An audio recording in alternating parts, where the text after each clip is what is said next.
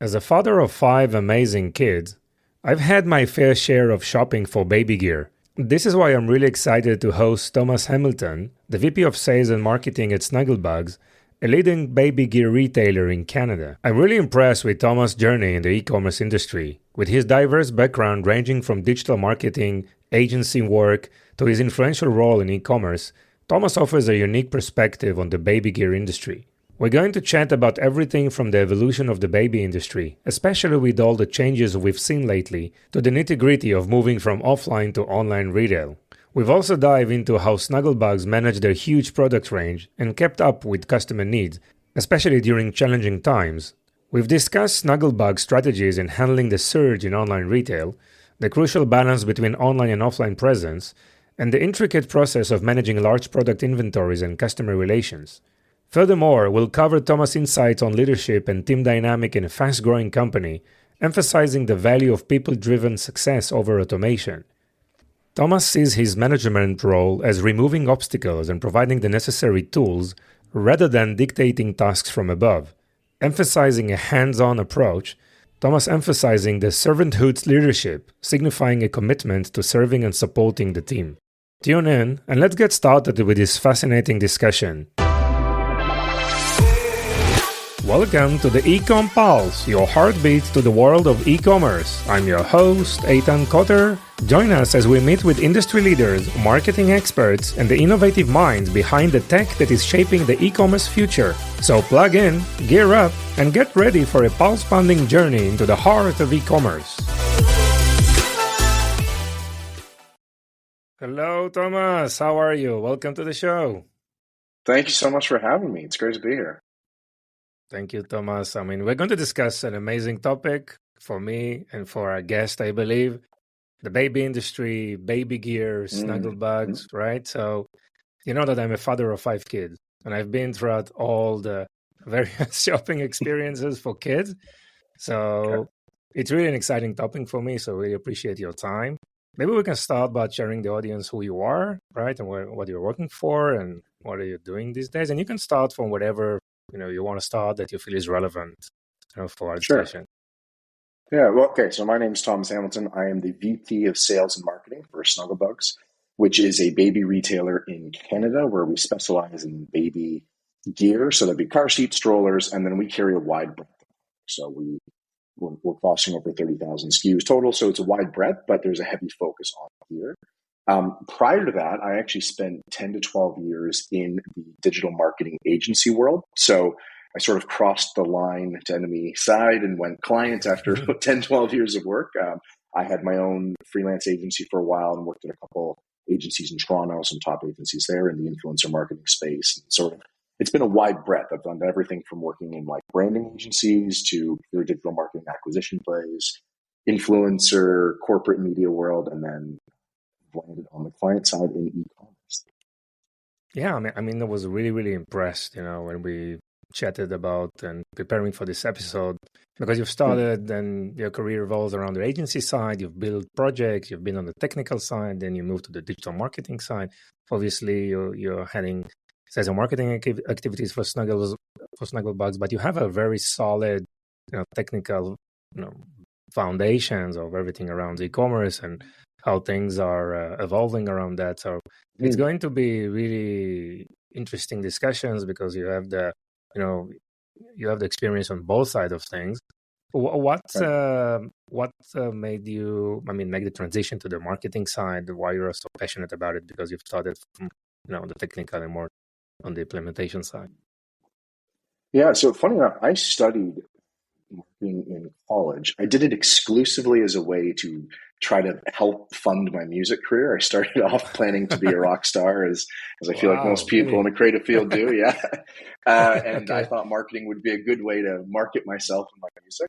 And so I started off there. And in the process of trying to work jobs and play music and try to combine those two, I ended up falling into an interesting space where instead of taking a job, I started a landscaping company because that I figured, oh, hey, I can have winters off, I can tour, I can work during the Wow. summer, it'd be great. Yeah. And part of that, I had to learn to get clients. And so, as a Okay. matter of just survival, Oops. Yeah. I sort of jumped into the digital marketing space, which at that point was still new. Like Google Ads had only been around a couple of years. Facebook Ads hadn't really started. You could still Hmm. spend money on newspapers and get a fair amount of clients. And so there was this interesting separation between all the different marketing channels. And it was a great foray into how do I actually acquire clients for myself to fund my living. Um, and that took me down a path where I was introduced to some great people early on who ran digital agencies, got to work alongside as a freelancer, got to work for other landscaping type businesses and help them acquire clients. Great. And that just took my path in a totally different direction. As part of that, it was still early days in the web world. So I taught myself how to build websites, and the platforms that exist that are more drag and drop didn't exist. And so you Hmm. had to learn to code. And I ended up doing a developer boot camp and trying to become a full stack developer and run down that path and to help facilitate my web building. So it was sort of I feel like my career had a lot of survival elements. And how do I Okay. survive and pay? And Yeah. but that's what's been so exciting is it took me from, okay, I'm going to play music and use my landscaping business to fund that to, okay, maybe I don't want to actually spend my life touring, living out of a van, playing in dive bars across the country, and would instead like to have a family and a life. And so transitioning my life in a different direction. And the skills I learned to survive during the early stages of my music career were the skills that kind of propelled the rest of my career. So I worked in multiple different agencies from there, implementing my technical skills.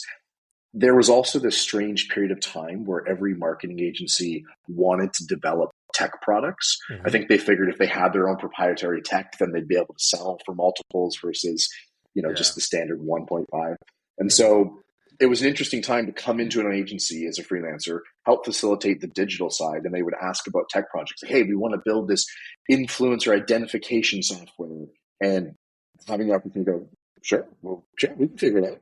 And developing software and working through these big technical projects. And that happened, I would say, like 3 or 4 times with different types of software projects. And it was the kind of the confluence of that software development and then the digital marketing that brought me to e-commerce. Because Hmm. fundamentally, once you know a bit of both of those things, e-commerce is this open of like, oh, okay, well, if I can help facilitate the build of a really intuitive and easy to use website and I can market it, then I can help clients grow their online businesses and expand digitally and sell digitally. So that was sort of the pathway to get to e-commerce. Yes. And then, yeah, just just over 4.5 years ago, I made the jump out of agency to client side. And that was really as a tool to be closer to my family. The business was someone I had a slight relationship with. We connected a couple times and talked through entrepreneurial networks.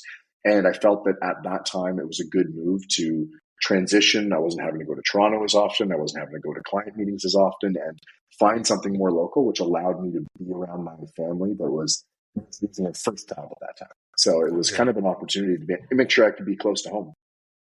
Yes, that's very, very important. I mean, e-commerce, Yeah. I meet so many guests, I mean, and they're all so passionate and excited about e-commerce, right? Like, even after 2 decades in the business. And that's Yeah. another nice angle, interesting angle that you've shared with us. I mean, like e-commerce actually encompasses all the great things that you did, both on the technical side, on the site building, marketing side, commerce. Everything is like concentrated in this, in our industry, and it's really fascinating to see those different backgrounds Mm-hmm. and how people are evolving in this industry. So yeah, And what's so cool about e-commerce versus say pure software is I always liked the idea that I was actually selling something.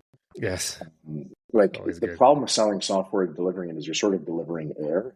This promise that this tool might do something, and it always felt very esoteric and not as tangible. So I really liked that. It's like, yeah, you pay the money, and then I send you the product, and then you receive the product, and you're happy with Yes. the product, hopefully. Which it just felt like a much fairer exchange of Yes, there's capital. like there is an immediate feedback, right? And you can Yeah. see what's going on. Yeah. Yeah, yeah, agree. Great. So let's talk about the baby gear industry, like Canada. Sure. What's happening in the ecosystem? Yeah. Well, Canada is actually going through a really interesting time in our baby gear industry. I would say historically, you would have a couple larger incumbents that were big box stores that sort of dominated a good percentage of the industry. And then you had smaller boutique stores spread across the country. And what I would say started happening in 2018, 2019, but really was accelerated through COVID. Canada had a very interesting COVID response. There was much tighter lockdowns than most of the world, and a lot of businesses were sort of ground down during that time. And so what seems to have happened is a lot of the big players have exited the market, or maybe because they couldn't find it to be profitable, or they just flat out went out of business. And at the same time that was happening, a lot of the smaller boutiques, which didn't have the size and scale to operate during COVID to be able to sell online really effectively, when they lost their brick and mortar presence, they also started going under. And so there was this interesting time in the market where smaller boutique independents who had great operations and the ability to scale up quickly were able to capture market share and grow. And we were one of those organizations. And so we were able to substantially grow. I think we 300 to 400% growth in the last 4.5 years. Wow. And a lot of that came through our e-commerce presence. I would say prior to COVID, we were 70% retail, 30% digital, and we've now basically inversed those numbers. So that means we took the initial COVID bump and then kept building and building and building and building from there. And been able to still grow our retail presence, but at the same time really expand our digital reach. Amazing. It proves that baby gear is can be totally a majority online, which is not common for other industries like maybe furniture or others that are probably 70-80% offline. It's very difficult to make the transition. Now, before COVID, I mean, when was the time that you've decided to digitize the platform, launch the platform from an offline retailer to an online? So our organization had started digitally long before they were actually a bit of a pioneer in the digital space. They were very quick to get online. So I think they had been selling online probably since 2010 or somewhere around there. They'd started on Magento, had built a really great platform there. When I arrived, they had just made a transition to a platform called Work Area, which was later acquired by VTEX, for those who are familiar with the VTEX platform. When I arrived, that transition, the person who had originally planned the transition had left sort of as it was wrapping up. There was a lot of chaos and not a lot had been documented. And so it was sort of to walk in, help stabilize that transition, and then build from there. And then we spent about 3 years on that platform. It was acquired by VTEX, and at that time we had to make a decision whether to move on to the VTEX platform or whether to make a shift. And we actually made a shift during that period to Shopify Plus after kind of evaluating the different options. So I was actually around for basically 2 web transitions as part of my tenure there. Wow. And there was the most explosive growth happened during the time when we were on the platform. I think that was just when we'd finally got the original transition completed. We'd had a lot of time to optimize and manage and build things exactly how we wanted. And then we transitioned to Shopify in July of 2023. Wow. That's a really extensive turnaround, right? Re-platforms in this period of time. I guess you're now settled on Shopify Plus, so you're happy. Well, it's interesting because in some ways Shopify Plus is a bit of a platform downgrade from where we were. Like we were through enterprise at the mid-market level is a bit difficult. There's not a lot of options. And so for the listeners who don't know, it's like you at the highest level, you're going to go total custom. You might use something like Shopify for back-end product management. But even then, at wide catalogs, it's not yet there. They're introducing some updates to hopefully better facilitate wide catalogs. But fundamentally, it was designed for DTC brands with minimal SKU counts. And so you can see that in its architecture and just even how there's little things like you don't have a sale price, you have a compare at price. So if you want to put a bunch of SKUs on sale, you need to update a compare at price and then reduce the actual price, which that from a functional workflow standpoint makes no sense. There should be a sale price and a regular price, but you can tell it wasn't put together by people who sell large amounts of SKUs online. So in some ways, the platform was a bit of a downgrade, but what's nice about it is the speed with which you can build on top of it is quick because you're not worrying about back-end database management and all the tests you need to write. So one of the benefits of moving to Shopify for us has been speed. We can rapidly build and increase their feature count, and every platform plugs in. So historically, if we wanted to integrate, it's like, oh, change your email provider. 3 months of build out to get the integration working correctly. Whereas now it is, Whereas now we can generally download an app and it's working. So I mean, nice. It's the right way to go, I guess. I mean, it's the growth, I think, is accelerated from what I'm hearing all over. There is a great rush. The and the gold. I mean, people are running and replacing Magento and others, with Shopify primarily because of these reasons, right? The easy onboarding of third-party platform. And it's not that it's pain. Yeah. It's not that it's pain, but ultimately, like, their roadmap is such that it's encouraging for bigger retailers that the options are going to be there, and they keep developing in that world. So it is encouraging. I think we looked at Shopify before making it to work area, and at that time, it wasn't an option. They didn't have the feature set for mid-market, but it's we're there now. Yeah, and this is something you've built internally, or you work with some agency? So we have a great working relationship with an agency, and so we do a mix between what we design and control within our house, and then what we need to outsource to have built. There are some things we are capable we would do internally, and then bigger projects and more strategic builds, we work with an agency partner who we've been working with for a number of years, and they're fantastic. Great. So let's talk about offline, online. I mean, what are some of the offline or omnichannel consideration you took into consideration? I mean, when you launched the platform, or what are your plans towards omnichannel this year?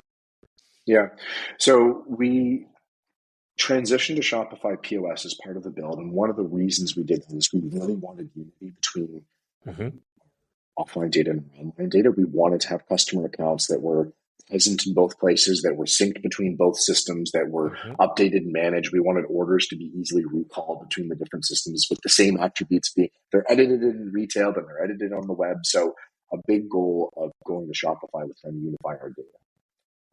A lot of the considerations take place around fulfillment methods. So you really need to understand, like, okay, we have a pool of inventory. Some of that inventory exists in the store. Some of that inventory exists in your warehouse. So how do we separate that properly, but make it so that someone can buy online and go and pick up in store, fill that order in store, have the fulfillment process written out correctly. There's a whole bunch of considerations in your ERP for how that's received and what that data looks like, how to differentiate between that type of an order. Then you're going to be in store and you're going to want to ship right to the customer. So they're in and say, hey, we don't have it in stock, but we can ship it to your home. Then there's a third consideration of, hey, we don't have it in stock, but we'll ship it to this store and put it on a transfer, bring it in the store, and then you can come and pick it up. So, and then also there's just flat out, hey, we can buy and leave with it today. And so how do you manage all of those different fulfillment types? That was one of the biggest considerations. And then also managing inventory, because once you're dealing with an ERP, having inventory synced correctly between your different systems can become a bit of a challenge. Yep. Prior to Shopify, inventory was only updated end of day. So you're selling all day through retail.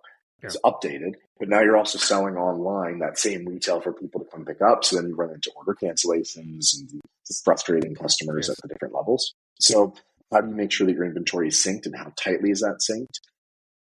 That also creates problems, because you have to figure out, okay, if we do a return in store of a product, it's going to go back into our inventory and our ERP. But we need to make it immediately available for sale. What's the time loop on that? Can we run different inventory syncs? They're going to bring retail-only product at a different cadence than our web-only inventory, because maybe we have more inventory in our web, and what does that look like? So there's just a lot of considerations for managing inventory. Selling is always part of it. How do you sell efficiently? What sort of hardware do you have? What's the sort of process for checking out? Prevent extremely long queuing. How do you capture information at checkout so that you can facilitate multiple transactions while still collecting customer information so that you can have an ongoing relationship? So there was a lot of time and energy put into how do we make it more efficient, and what sort of devices are we going to use, and how we set them up. Maybe the unified setup across all stores. We train them across all stores. So it was a really exciting experience to make the transition, because there's a lot of considerations. And then there's the fallout after, like, okay, well, how do we, now that we've got it implemented, we've had team members using these systems for 10 to 15 years. How are we going to retrain them? Make sure they're all educated. Yes. Everyone's onboarded. We have to have. I can't have everyone just coming to me. So how do I train people? So there's offset of people to come and train out on how to use POS technology. So it was a really great, exciting project. Wow, yeah, it's nice that you say it was a great and exciting, because that's the only way to look at such a Well, it's either it's radical terrible, process. horrible. I'm sure that it wasn't always, exciting and happy process, right? Yeah. No, I'm sure the team got used to my page. Okay, so let's try plugging it in this way. Yeah. Did we try resetting? We did. We did. Okay. Yeah. Wow. Amazing. And about the inventory that you mentioned, are you managing your own inventory, or you're using some 3PLs in the business? We self-fulfilled, so we have our self-fulfilled. own warehouse. Yeah. Okay. Which for us has been great because it gives us the freedom to scale up, really manage demand effectively. Like we're same day shipping most. I don't know, 99% of orders. If it comes in that day, we're shipping it out that day. There's very rare that we're actually holding orders unless there's some sort of inventory problem. There's a delayed shipment from a vendor for some reason. But fundamentally, we move at a pretty fast pace and we're shipping same day. So that helps too from our selling perspective, because if a customer comes into the store and they're looking to buy something outside of the inventory in a particular store location, we can tell them like, yeah, it'll ship by end of day and we've shipping. So the likelihood that it's there tomorrow or the next day is incredible. Interesting. In terms of the buyers or the personas, obviously first-time moms, right? Do you see any difference in terms of purchasing personas from offline and online? With our consumers, it's pretty close, because what you find is a consumer who's coming to a boutique, especially a boutique like ours for baby items, they're coming for a few reasons. They're coming from an educational standpoint, and then they're also coming from a selection standpoint. So education, we've invested heavily. We're a content-heavy organization. So we have a whole section called our Learning Center, which, there's the traditional SEO blog that you would stick on your site, whereas we actually we have a full-time editor who manages a number of different writers. We're uploading at an incredibly rapid pace. This isn't sort of like a once every 3 months we throw for SEO. We cover a wide range of topics. We look at top funnel, all the way to bottom funnel, product comparisons, sleep clinic, sleep training, everything that would affect sort of our consumer. And we sort of look at that as part of our brand promise of instilling confidence.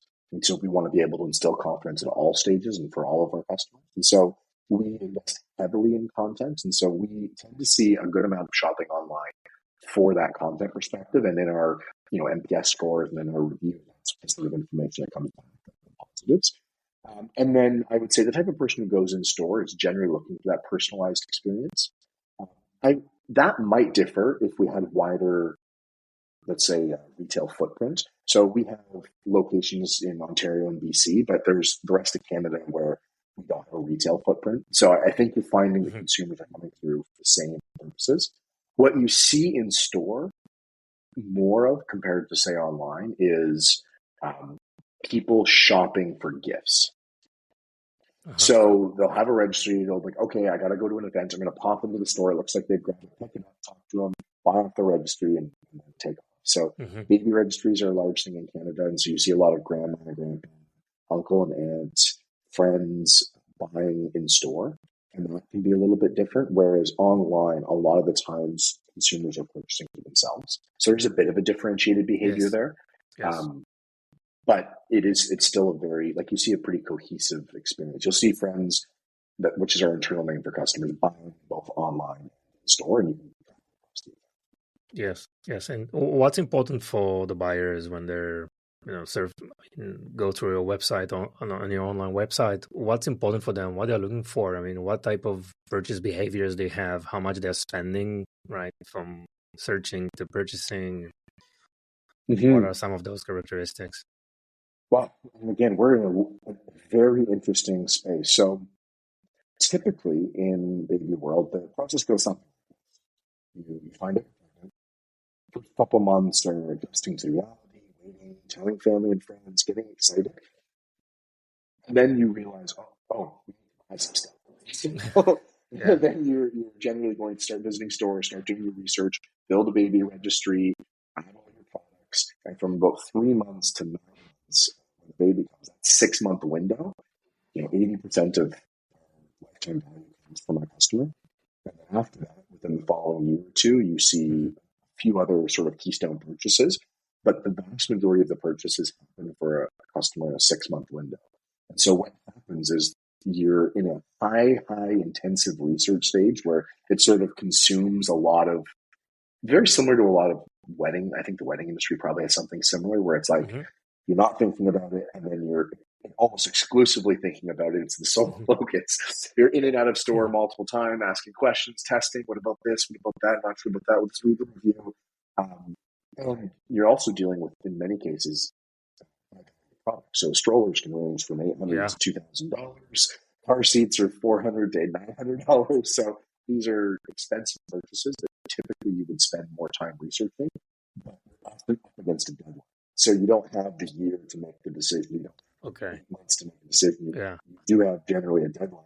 Wanting the products in before the baby comes too. That's the ideal, right? So you need to build your nursery, get all your products, learn how to use them, open them, make sure everything's correct. So there's this tight window where a lot of the purchasing happens. And so a good amount of our energy is put into making sure that we're available with the content and the support that customers need at that time to be able to facilitate. Interesting.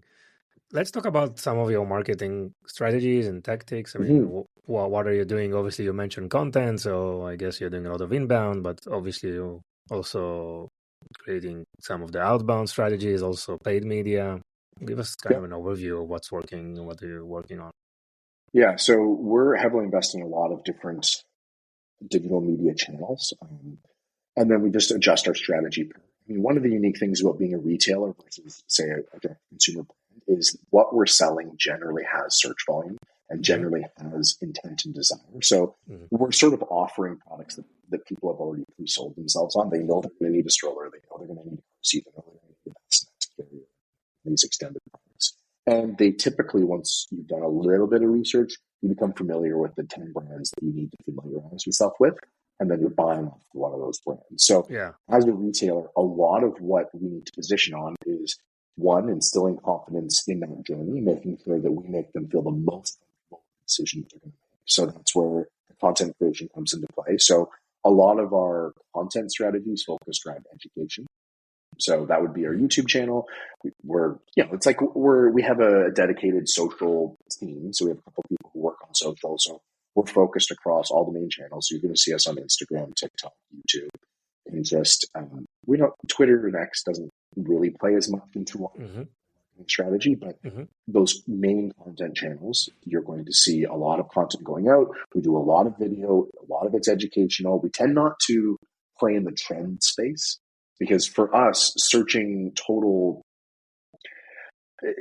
follower account is a bit of a misnomer for us because one, that's a staling effect. Like those followers stale at a certain point, right? Where they're no longer interested in the type of content you have. And so actually it can play against you if you've got a wide amount of followers that are no longer interested because it's been 2 years and they're not interested in baby anymore. They're following and then they're not watching your stuff. That's going to tank your algorithm. So there's actually a strange relationship with followers and follower growth that we because of that staling effect. So a lot of it for the intent-based followers, right?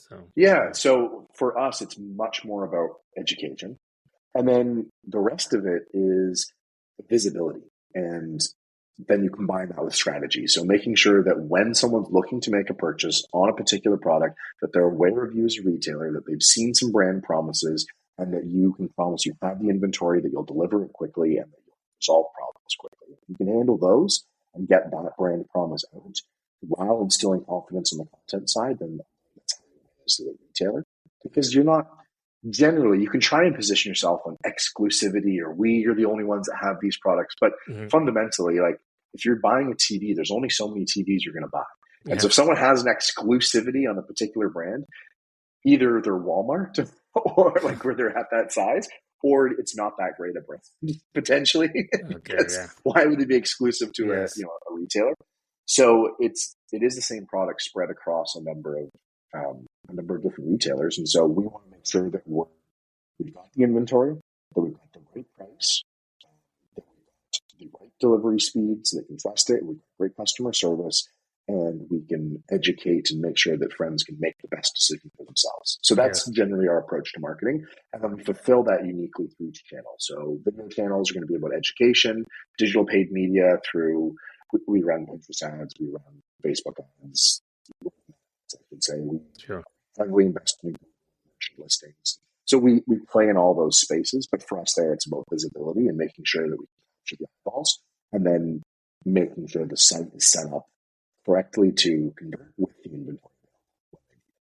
And are you taking a closer look or further analysis into those paid media channels? I mean, do you have how do you analyze the data of what's working, what's not, or it's not that any priority, right? Yeah, well, I don't know how you feel about GA4, but I haven't talked to a single person that likes it yet. Yes.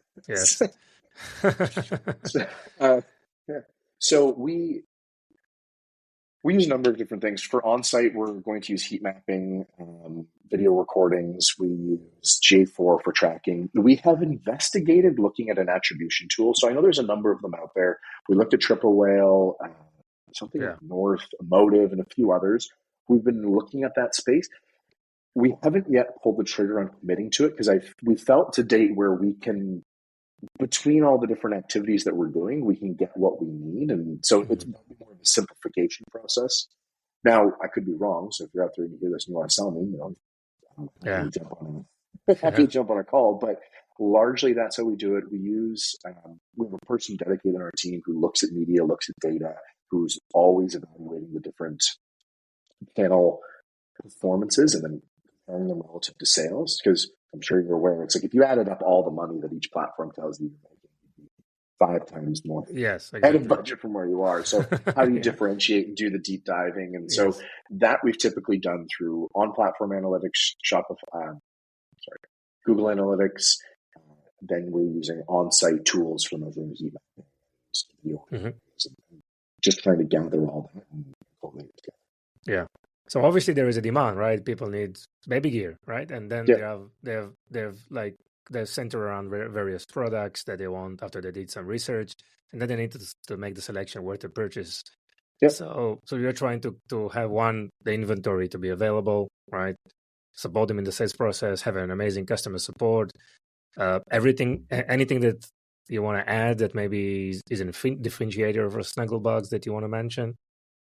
Well, you need to have the catalog breadth. So if you have 55 or 60% of what someone's looking for, then they want to make a single purchase or they want to build a registry.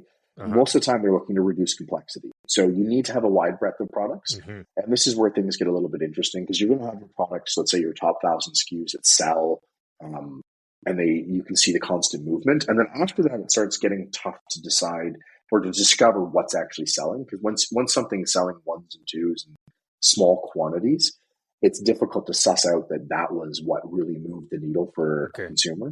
But part of it is ensuring that if you're a retailer, you there seems to be a very strong correlation between catalog size and sales. Because if someone's looking for that one specific item or that one specific item, when you're able to sell it. But what's difficult is understanding what to bring in and when to bring it in. So I think we've really nailed the process of how can we continue to expand our catalog? How can we buy appropriately so we've got an ever-expanding catalog that continues to grow as the biggest offering, while at the same time focusing on they're not sitting too long, that we're not carrying that inventory, that we're not stuck blowing it out later and losing money. So there's a fine balance. I would say that's a huge part of it. If you're going to be selling as a retailer, you need a wide, and then you need to be able to facilitate the transactions quickly. You need to be able to, someone processes an order, it needs to ship out very fast. And people should be saying, wow, I got it faster than Amazon, because that's very possible. It's not difficult actually to keep up with their speed as long as you've got the right process. So when they show up at your site, they need an easy to use site. It's easy to navigate.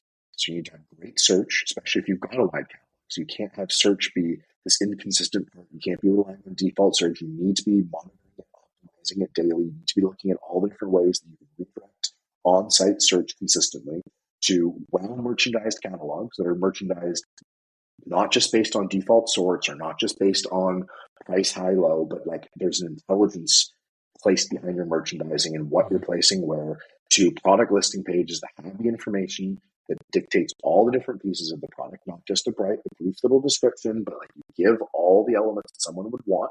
Because yes, only 25% might get down there, but those 25% are the ones who are serious and looking to buy. Yeah. And then you need to be able to facilitate that transaction and ship it out quickly with reliable carriers at a reliable speed so that people can trust when they buy from you that they're going to get what they want, comes exactly as described, and it'll come quickly, and they can always find what they're looking for.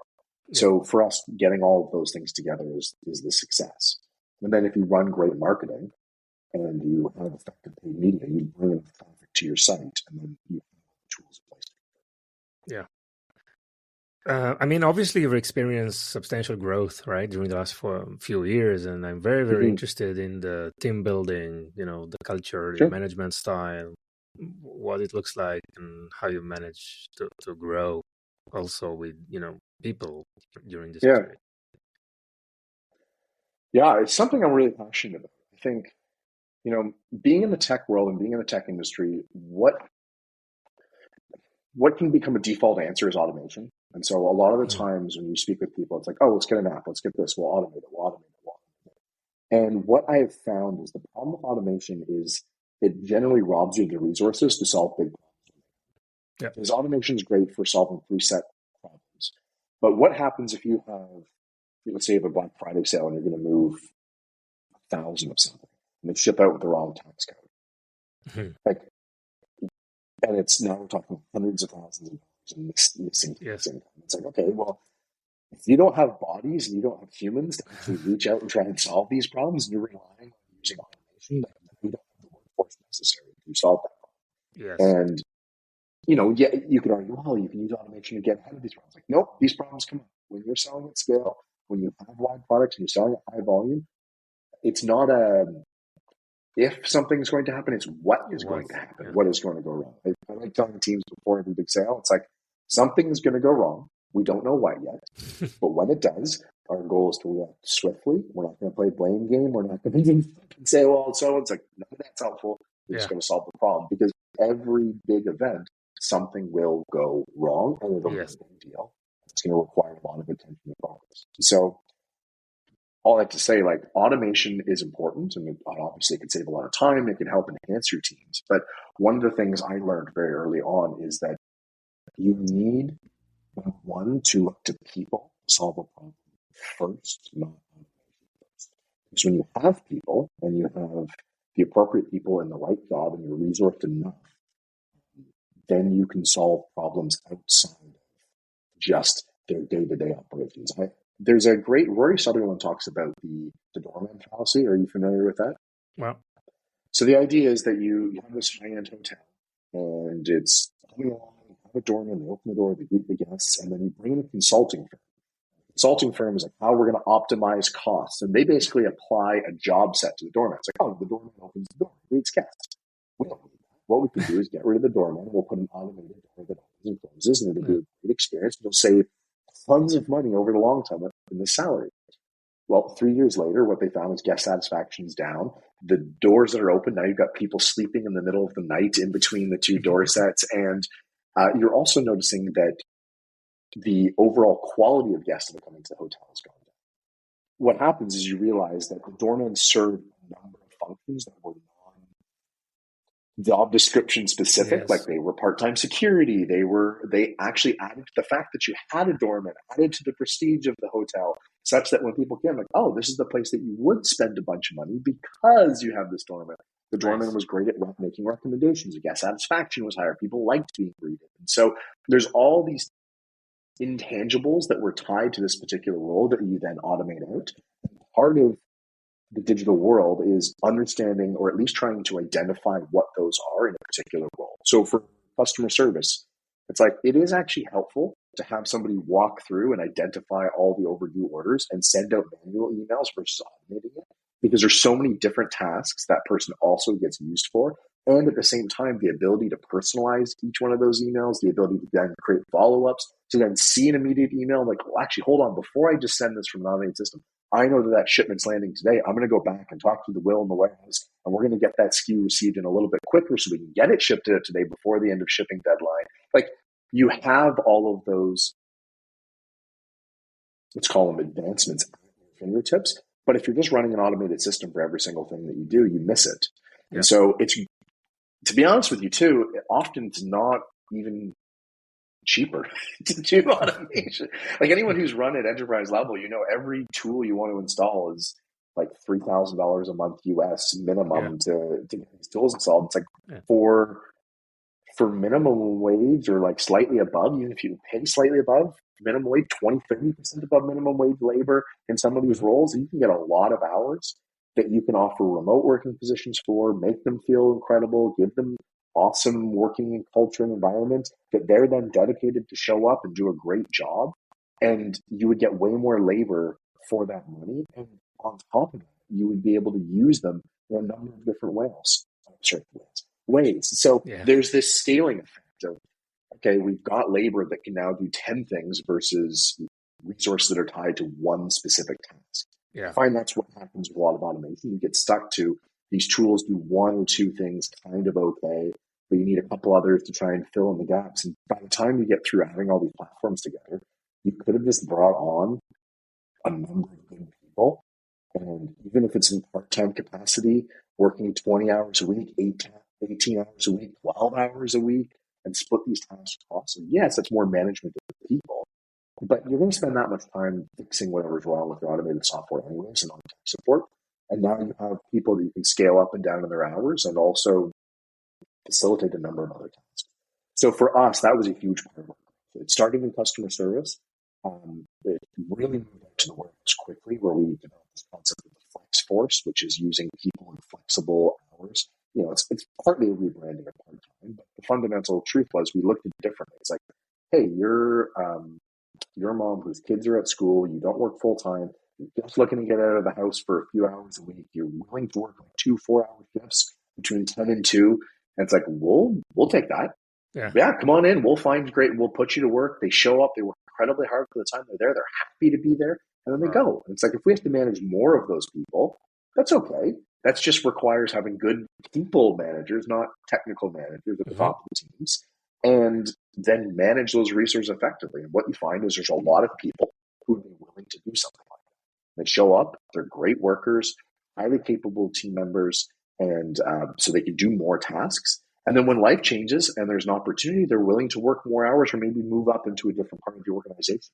So you also create this feeder for the rest of your organization with highly capable people who are willing to move up, but maybe at this given time, they're not. Their life isn't permitted. And so we tried to not get bogged down by like, okay, we got to get 5 people at 40 hours a week, and this is what they do. It's like, well, maybe it's better to have 12 people, and we split that resources across 12 people. Yeah, the people manager has to do more hours management, but that's why we hire them.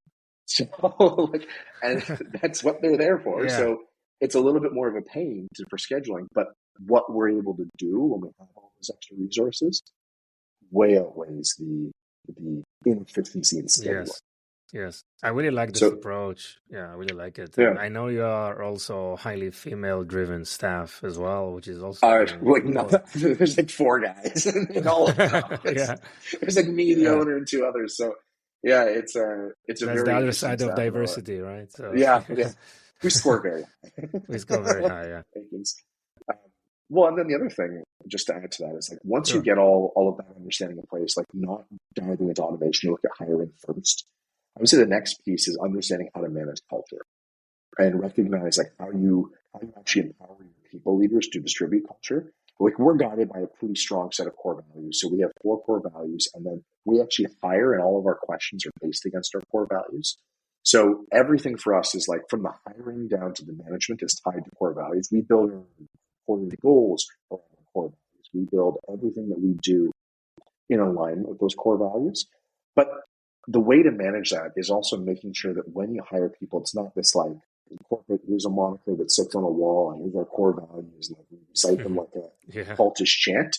It's more about finding people who embody those naturally and then putting the leaders in place who understand that as a leader, their job first and foremost is to lead people and manage the people effectively. And And so we hire for that more than just hiring for a specific skill. So I always look at like, if someone's going to be managing a team, the second that they're managing a team, the most important piece is that they understand people.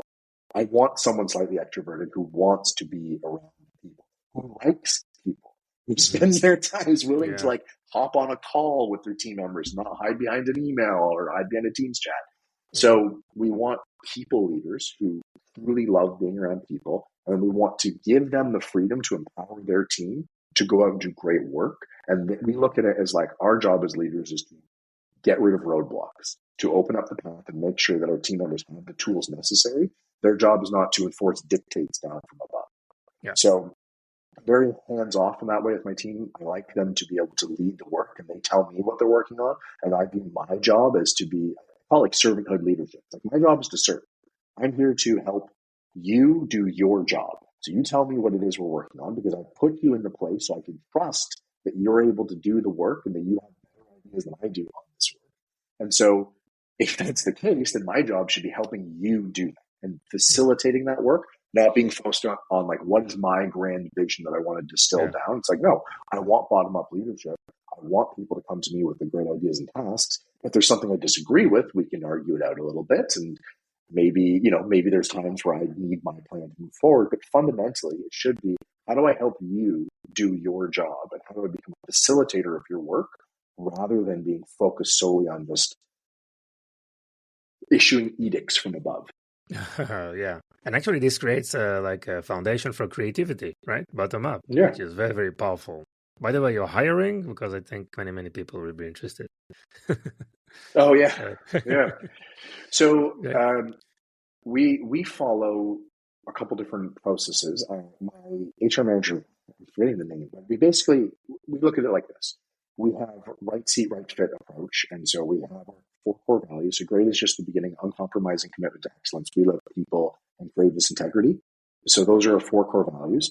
And we write our interview questions for each role in alignment with those 4 core values to make sure that the person that we're hiring is in alignment just naturally with who they are.